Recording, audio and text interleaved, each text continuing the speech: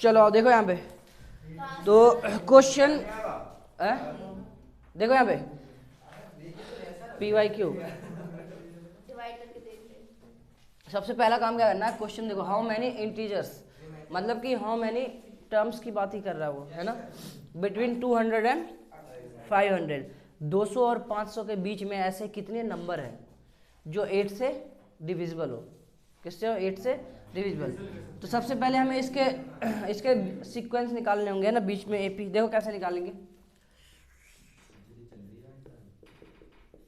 देखो 200 के जस्ट बाद वाला नंबर हमें पता चल सकता है कि सर कौन सा फर्स्ट नंबर होगा। क्यों, कैसे चेक करोगे, यहाँ देखो, अगर मैं 200 है ना, बिटवीन बोला, सबसे पहले दोनों के बीच का नंबर लेना, 200 इंक्लूड नहीं है और ना तो 500 इंक्लूड है, अगर इंक्लूड रहता तो 500 भी आ जाता है, ठीक है। तो यहाँ देखो तो 8 से डिवाइड कर दो, देखो 200 नहीं है, 201 भी नहीं होगा। अच्छा 8 से डिविजिबिलिटी टेस्ट पता है तुम्हें, 8 से डिविजिबिलिटी टेस्ट, लास्ट में 3 जीरो आने चाहिए या फिर दो डिजिट 8 से डिवाइड होना चाहिए, 2 या 3 लास्ट के 3 डिजिट है ना, लास्ट के 3 डिजिट। तो यहाँ से देखो 200 201 तो होना ही नहीं है ना, 202 हो सकता है क्या, बोलो 202 चेक करो। देखो पहला तुम्हें चेक करना पड़ेगा, है ना, 8 दूनी 16, 4 ऊपर 2, चलो ये भी नहीं होना है ना, ठीक है। ऐसे करके चेक करोगे, फर्स्ट नंबर तुम्हें ऐसे करके ही निकालना है। 203 नहीं, 204, अरे 204 बोलो।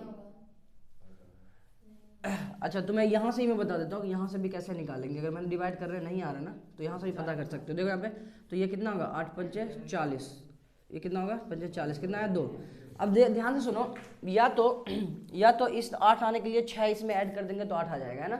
तो या तो तुम इस 202 में 6 ऐड करो, तो या तो 2 माइनस कर दोगे तब भी 8 से डिविजिबल हो जाएगा। 2 माइनस करने पे 200 आएगा, बट क्वेश्चन में बोला है बिटवीन, तो 200 तो हम ले ही नहीं सकते, तो इसके बाद वाला लेंगे। तो इसका मतलब हमारे पास एक ही ऑप्शन है कि आप इसे 8 बना दो, इसे क्या बना दो, 8 बना दो, है ना। इसे 8 बनाने के लिए कितना चाहिए हमें, 6, कितना चाहिए 6, और ये 6 202 में ऐड कर दो। तो जरा फरमाइए, 208 कितना होगा, 208। तो एक बात समझ में आया कि पहला नंबर कौन सा होगा, 208। ऐसे करके पता कर सकते हो, कोई दिक्कत नहीं है, बहुत आसानी से, ठीक है। तो फर्स्ट नंबर क्या होगा, 208। और दूसरा, अब 8 के गैप में पहला मिल गया, तो सारे 8 के गैप में, तो ये 216 है, 224 dot dot dot dot dot. अच्छा देखो लास्ट नंबर कैसे पता करेंगे वो भी ध्यान से सुनो, हाँ कैसे पता करेंगे वो सुनो। ये तो ठीक है, तुझे यहाँ पे तुमने सर्च करा हो गया, लेकिन कैसे पता करेंगे ये फॉर्मेट भी पता होना चाहिए। देखो यहाँ पे, तो 500 है ना, 500 को डिवाइड कर दो 8 से, 500 को 8 से डिवाइड करते हैं। यहाँ देखो 8 6 के 48, 2 बचा, यहाँ से 2 आया, और ये क्या हो जाएगा, 8 दूनी 16, कितना बचा 4। देखना रिमाइंडर को देख के हम पता कर लेते हैं बहुत जल्दी। रिमाइंडर कितना 4 आया, इसको 0 करने के लिए या तो मैं 4 ऐड कर दूँ तो 8 हो जाएगा, तो 0 हो जाएगा, या तो 4 माइनस कर दूँ तो 0 हो जाएगा। तो 0 आने के 2 तरीके, 4 अगर मैं अगर 4 ऐड करता हूँ तो 504 हो जाएगा, 504 हो जाएगा। तो 500 से ज़्यादा हो गया, हमें तो वहाँ जाना ही नहीं है, बिटवीन अंदर आना है। तो हमें क्या करना पड़ेगा, 4 माइनस करना पड़ेगा, है ना। तो 500 में से -4 कर दो, 496, है ना, आ गया 500 के अंदर। तो ये हमारा लास्ट नंबर होगा, यहाँ पे हम लिख देंगे 496। इस बात में कोई दिक्कत, यहीं पे तो मेहनत करना था, इसी स्टेप पे मेहनत करना था, बाकी नहीं, कोई दिक्कत नहीं, ठीक है। चलो तो आ गया, फर्स्ट हो गया, लास्ट हो गया। अब हमें क्या बताना है, इसके पहले नंबर ऑफ टर्म्स निकालने, नंबर ऑफ टर्म्स निकालने। तो देखो ए कितना हो जाएगा हमारे पास, 208, d 8, a n 496। What will you find, ठीक है, ये रहा ना तुम्हारा a n equal to a plus n minus 1 d. तो a n 496 equal to a 208 n minus 1 d 8। एक बात बहुत ध्यान से समझना कि आंसर लाना बड़ी बात नहीं होगी, कैलकुलेशन अच्छे तरीके से करने के बाद आंसर लाना वो बेहतर है, क्योंकि एग्जाम में तुम्हें हर एक पॉइंट को ध्यान में रख के काम करना होगा, समझ रहे हो। अगर तुम कैलकुलेशन छोड़ के तुम सोच रहे आंसर तो ले आए तो वो बात मज़ा नहीं आएगा उसमें, ठीक है। तो कोशिश करो कि तुम्हारे कैलकुलेशन में भी अच्छा 4 चांद लगा हुआ, क्या लगा हुआ? 4 चांद लगा हुआ। क्यों भाई क्या कह रहा है? क्या कह रहा है? 8 चांद लगाएंगे कितना? 496 माइनस 208। देखो देखो कैसे कैसे कैसे मुंह से फूल झड़ रहे हैं, देखो 288 इक्वल टू, अच्छा डिवाइड 8 कर दे क्या? n माइनस 1 कितना आएगा? वाह वाह वाह वाह वाह वाह वाह, क्या आंसर है। अरे सब निकालोगे, बात क्लियर है। बहुत अच्छा क्वेश्चन है और बहुत अच्छे तरीके से तुम्हें समझ में भी आएगा। और ऐसे कोई सा भी क्वेश्चन अब मिले ना तो तुम आई होप कि तुम कर लोगे। अभी एक नेक्स्ट क्वेश्चन मैं फिर लिखने वाला हूँ इसी टाइप का, है ना, ताकि तुम्हें पता चले, और वो भी एग्जाम ओरिएंटेड क्वेश्चन ही होंगे, ठीक है। तो इसे जल्दी से लिखो फास्ट।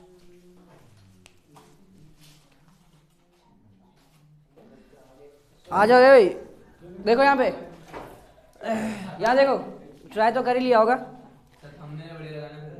अरे जबरदस्त, टेंशन मत ले। देखो यहाँ पे कह रहा find the number 2 digit number which is divisible by 6, divisible by 6, है ना। 2 डिजिट स्टार्ट कहाँ से होता है? अरे 2 डिजिट स्टार्ट कहाँ से होता है?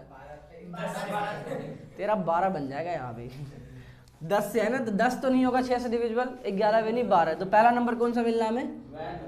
12। उसके बाद 6 ऐड कर दो,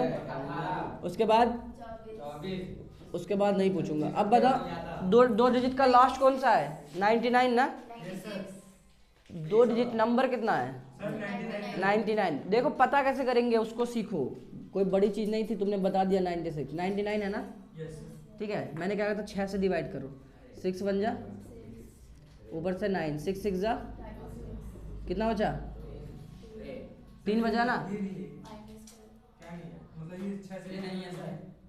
हाँ हाँ हमें भी पता है, इतने पढ़े लिखे तो हम भी है। यहाँ देख, अबे 3 रिमाइंडर आया है, क्या है? 3 रिमाइंडर। अब ध्यान से सुनो, 3 रिमाइंडर आ गया तो कैसे पता करेंगे? मैंने कहा था ना कि अब इस रिमाइंडर को 0 करने के 2 तरीके हमारे पास, या तो मैं इसमें, या तो मैं 3 ऐड कर दूं, 6 बना दूं तो 0 हो जाएगा, या तो मैं 3 को हटा दूं तो 0 हो जाएगा। तो 3 में ऐड करने की बात अगर मैं करूं तो ये तो बाहर चले जाएगा 2 डिजिट से। 99 में 3 ऐड करोगे तो 3 डिजिट पे चले जाएगा, ठीक है। तो ऐड करने वाला सिस्टम तो खत्म, तो क्या बचा? एक ही। 99 में -3 करोगे तो कितना होगा? वाह, क्या करा? 36, ठीक है। तो ये होगा तुम्हारे पास 96। तो यहाँ से a है ही तुम्हारे पास, लगाओ an equal to a plus n minus 1। तुम्हें n निकालना है ना, n कि कितने टर्म्स है ना। Find the 2 digit number. देखो यहाँ पे an कितना? 96 equal to 12 plus n minus 1 d 6, ठीक है। तो 96 minus 12 equal to n minus 1 6। बताना कितना होगा? 96 माइनस 12। वेरी गुड, मजा आ रहा है ना? अरे आएगा। कितने बार में कटता है रे? 14। टेबल भी याद नहीं है। 14 n कितना आ गया? 30 आंसर पे कोई शक? बाजीराव की तलवार पर संदेह नहीं करते। चलो लिखो, इसे लिख लिया। Next question.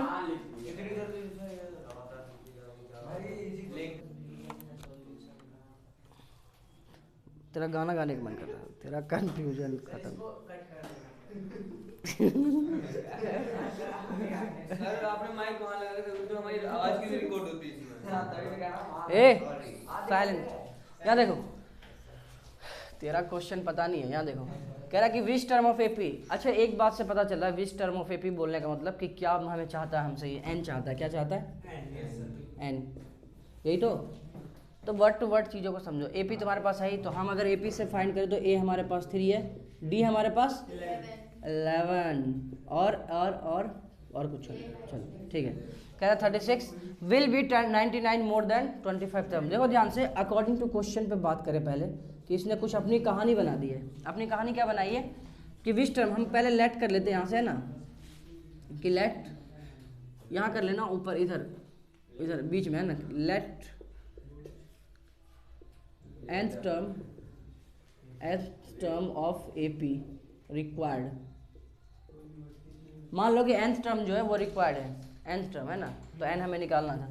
तो यहाँ से देखो क्या कह रहा है कि an कह रहा है कि विच टर्म ऑफ एपी, तो यहाँ से an क्या होना चाहिए?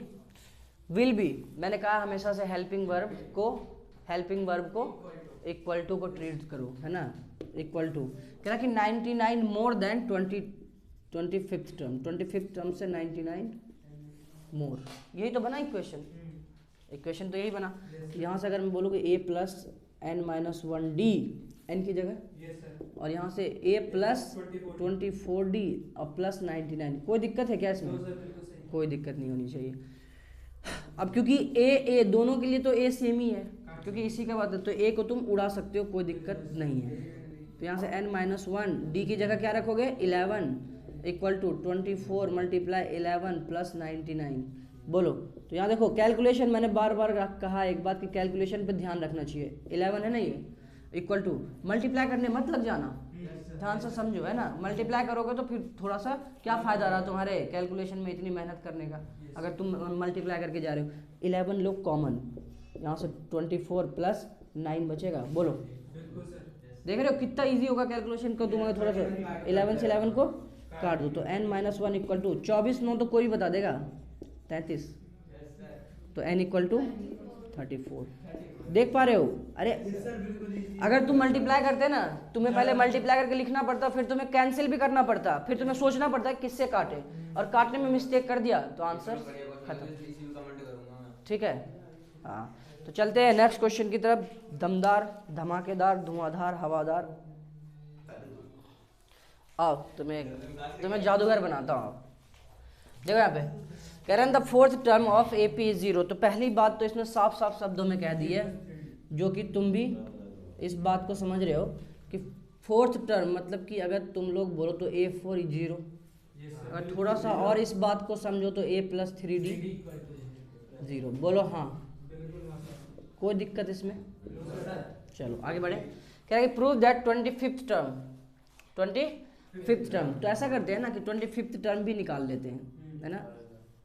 A 25th टर्म कितना होगा, A प्लस 24D, ये तो होगा। अच्छा, ऐसा करते हैं कि 11th टर्म भी लिख ही देते हैं यहाँ पे, है ना। 11th term A plus 10D, ठीक है, इतना तो पता होना ही चाहिए, बेसिक बात है। अब इसके बाद क्या करना है देखो, तो अगर हम यहाँ पे ऐसा करें कि हमें पे क्या प्रूफ करना है, प्रूफ करना है हमें, है ना,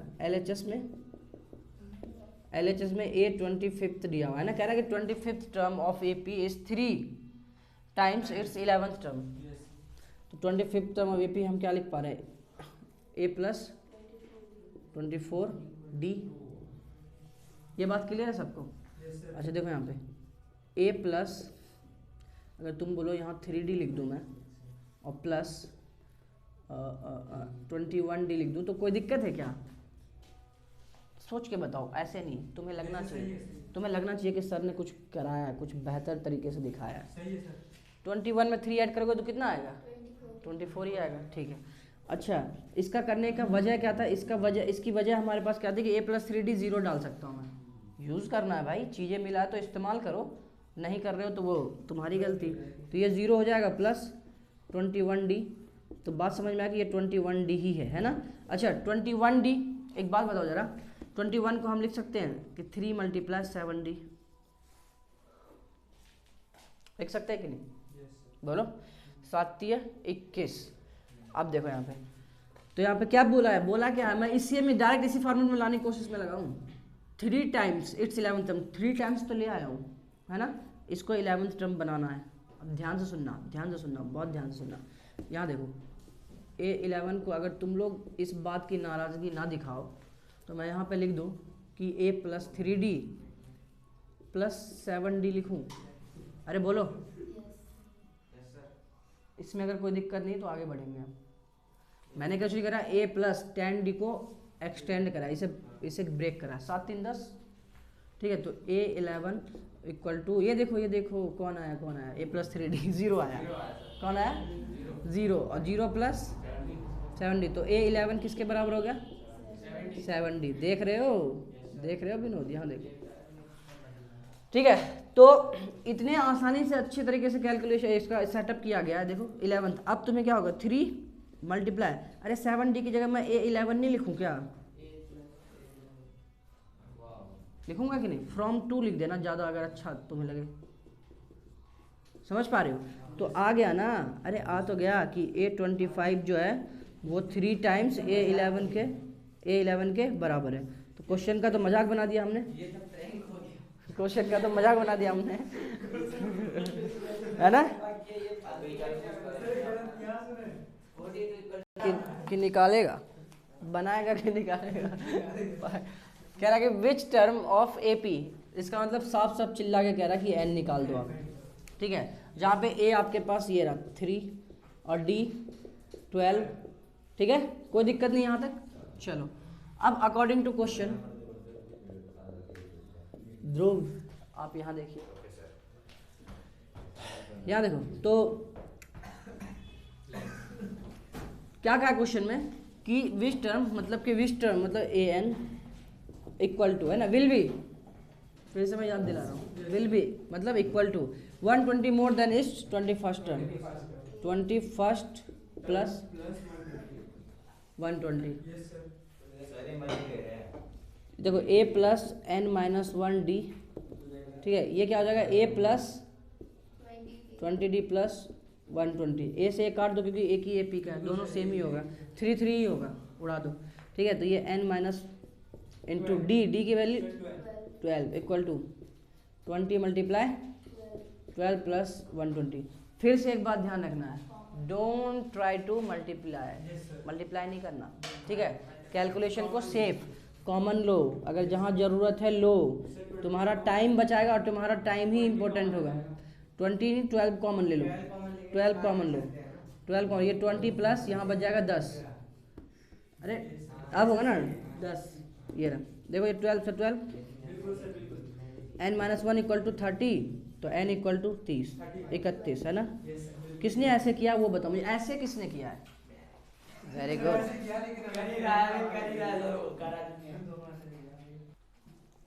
चलो आओ देखो यहाँ पे क्वेश्चन क्या कह रहा है, if 1/x plus 2 comma x plus 3 and 1/x plus 5 are in AP। ध्यान में एक बात तो मैं रखना पड़ेगा, अरे AP बोल दिया है तो ऑफिशियल ये कि वो AP के सारे फॉर्मेट को फॉलो करेगा। तो यहाँ से देखो, तो AP अगर कोई होता है तो उसका क्या होता है, सबसे पहली बात हमारे दिमाग में क्या आता है AP के लिए कि कॉमन डिफरेंस इक्वल होता है। क्या होता है? Common difference equal.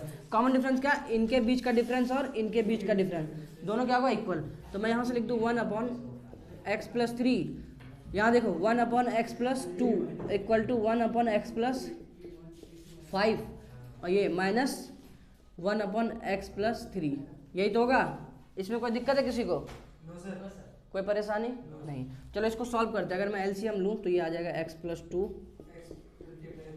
x plus 3, तो यहाँ से ये जाएगा x plus 2 minus x minus 3। मैंने डायरेक्ट कर दिया थोड़ा ना, ये माइनस अंदर मल्टीप्लाई, ये माइनस अंदर मल्टीप्लाई कर दिया, तो इसलिए दोनों माइनस में आ गया। तो इस बात को तुम लोग ध्यान देना, x plus 3 minus x minus 5 upon x plus 3 x plus 5। कोई दिक्कत है यहाँ तक? कोई दिक्कत नहीं है। चलो चलो तो ऐसा करते हैं, x को x से उड़ा देते हैं, x को s से उड़ाते हैं। तो यहाँ क्या बचा? माइनस का 1 अपॉन x प्लस 2, और यहाँ x प्लस 3 इक्वल टू ये हो जाएगा माइनस का 2 अपॉन x प्लस 3 और x प्लस 5।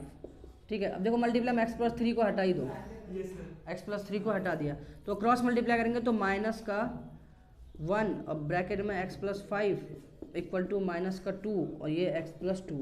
हालांकि इसकी कंडीशंस भी दी होगी, कोई दिक्कत नहीं है। मैंने x जो काटा है कंडीशन दी होगी कि x की क्या नहीं होना चाहिए, है ना, तो वो ध्यान रखना। x क्या नहीं होना चाहिए था यहाँ पे, चलो वो प्लस में है तो कोई कंडीशन नहीं होना, माइनस में होता तो कंडीशंस होते हैं। ठीक है, तो यहाँ देखो माइनस माइनस तो हट गया है ना।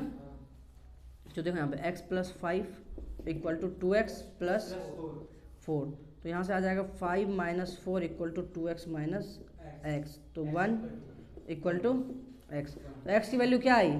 1। तो ये तुम्हारा आंसर हो जाएगा। अगर तुम चेक करने की कोशिश कर रहे हो तो ऐसे करो कि तुम्हें अगर देखना है x की वैल्यू 1 आ चुकी है ना, तुम्हारा आंसर है, तुम आंसर चेक करना चाहोगे आंसर सही है गलत, तो यहाँ क्या करो x की वैल्यू 1 रख दो, तो 1/3 आ जाएगा ये, कॉमा ये कितना आएगा 1/4 कॉमा 1/6। चेक कर लो जरा ये दोनों का डिफरेंस सेम है कि नहीं, 1/6 माइनस 1/4, तो ये इसका एलसीएम 12, तो 3 माइनस 4 इक्वल टू यहाँ से 24, मतलब कितना आएगा 12, एलसीएम इसका 12 है ना। तो यहाँ से क्या जाएगा 4, ये 2 2 2, यहाँ से क्या हो जाएगा 6 2 12, 2 माइनस 3, तो यहाँ से 3 में से 4 जाएगा -1/12 इक्वल टू यहाँ भी -1/4 12। देखो दोनों बराबर आ गया ना। तो तुम ऐसे भी चेक कर सकते हो अपने आंसर्स को पूरे अच्छे तरीके से कंफर्मेशन के लिए। ठीक है, चलते हैं नेक्स्ट क्वेश्चन की तरफ। Pause the. चलो देखो यहाँ पे, तो ये भी क्वेश्चंस, ये क्वेश्चन देखो कि कहीं ना कहीं ये भी बहुत इंपॉर्टेंट रोल करने वाला है। थोड़े से इसके सिस्टम बड़े हैं, बाकी चीज़ें कुछ नहीं है। देखो यहाँ पे सॉल्यूशन में हमें बोला गया है कि फाइंड के, है ना। सॉल्यूशन में क्या करने के लिए कहा है कि फाइंड के की वैल्यू निकालो। ये एपी में, अभी मैंने बताया था कि एपी में अगर हो तो कॉमन डिफरेंस इक्वल हो, तो इन दोनों के बीच का डिफरेंस और इन दोनों के बीच का डिफरेंस क्या होगा, इक्वल होगा। तो 2k² + 3k, ऐसे ही कर रहे हो, माइनस के स्क्वायर, माइनस मल्टीप्लाई कर देते हैं, -4k - 8 = 3k² plus minus plus का विशेष ध्यान देना इन क्वेश्चन में। अगर माइनस मिस्टेक हुआ तो आंसर गलत हो जाएगा। माइनस का 2k², माइनस का 3k और माइनस का 6। ठीक है, तो ये बात क्लियर है। ठीक, तो यहाँ से देखो 2k² और k², यहाँ से एक k² बचेगा, k² तो बचेगा इन दोनों में, इसमें और इसमें। ठीक, चलो आगे देखते हैं। 3k और यहाँ पे माइनस, तो माइनस का k और यहाँ पे माइनस का 2 = 2। अब यहाँ से देखना 3k² में से 2k² जाएगा तो कितना बचेगा, k²। 4k में से 3k हटा दो तो प्लस का k माइनस का 2। ठीक है, k² को उड़ाओ। अच्छा यहाँ से देखो यहाँ पे -2, ऐसा करो कि k को माइनस के इधर रहने दो, इस k को भी इधर बुलाओ, -k = -2 और ये +2 है ना, ये इधर आएगा तो +2। तो ये माइनस का 2k = अरे ये तो 0, k = this is the answer. एकदम करेक्ट, शानदार, जबरदस्त, जिंदाबाद। ठीक है, हाँ, 0 is your answer. So my dear students, तो हम ये एक टाइप के क्वेश्चंस मैंने सारे 2 मार्क्स के क्वेश्चंस थे, सारे मैंने इसे उठा लिए। अब हम जो क्वेश्चंस करेंगे इसका नेक्स्ट, तो क्वेश्चन करेंगे 3 मार्क्स का। ठीक है, ठीक है, नेक्स्ट क्लास में करेंगे। ओके।